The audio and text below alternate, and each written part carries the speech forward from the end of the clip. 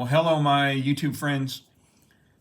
So, took another trip out to Stevens Bicycles, and I took the axle assembly with me. And right there's the damaged bearing race.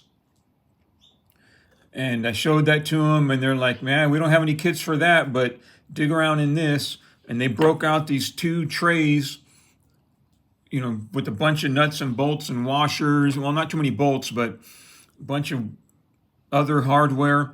It's like, dig around, see what you can find. So I did exactly that, and I found this one. Actually, I found two of them, but I left one for the other guy. Now you can see that it's a little bit wider on one side right there. So what I'm going to do, I'm going to check this length right here. If I can remember how this works.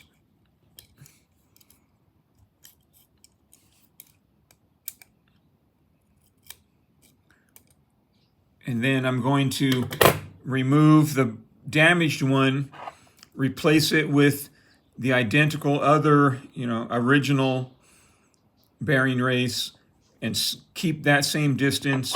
And then the replacement one they gave me, which, oh yeah, it's right there.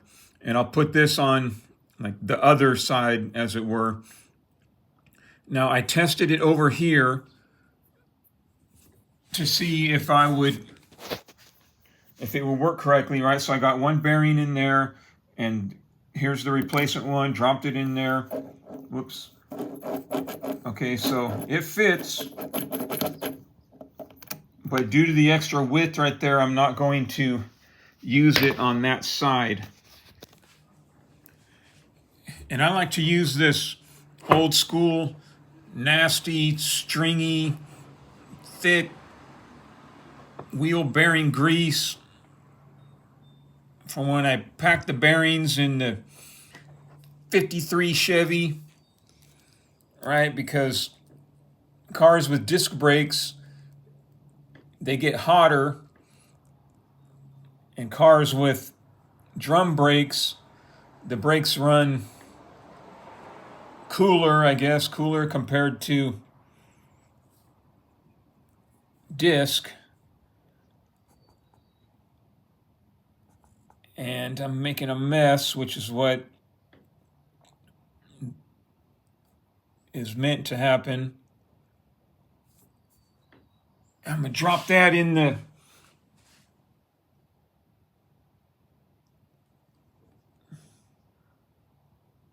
okay, that's in the freewheel assembly. Okay, I got the proper length on that. Pack a bunch of this nasty, stringy, old school,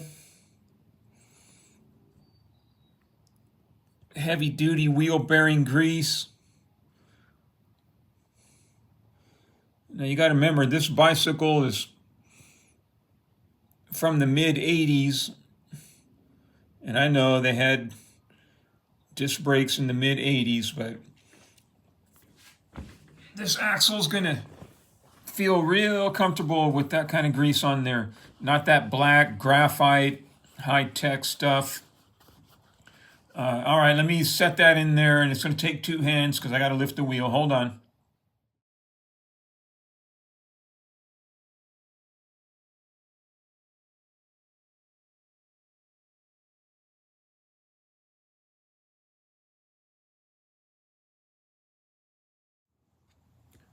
Okay, I got the bearing installed, and using the veneer, the axle is centered side to side, not necessarily on the wheel, but on the lock nut. And so I'm not sure if these old bicycles, if the frame is set up wide on one side so that the rear sprocket can line up with the front sprocket. Once I get it on the frame, I'll mock it up and look at it. I'm guessing the wheel should be centered in the frame. So I'm not going to do all that on air.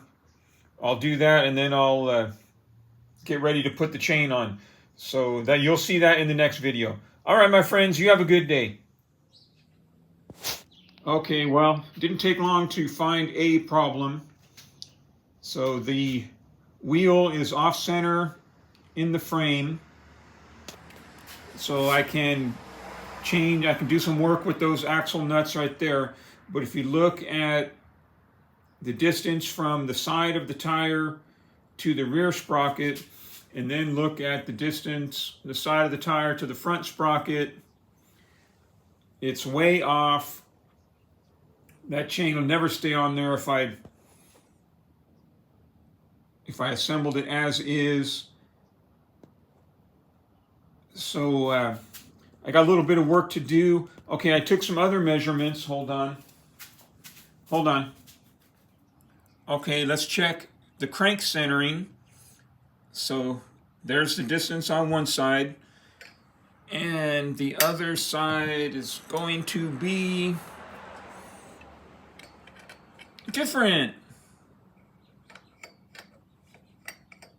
So I'll have to write those numbers down and then cut a spacer out of some steel to get the crank centered up. That will help me on the sprocket alignment.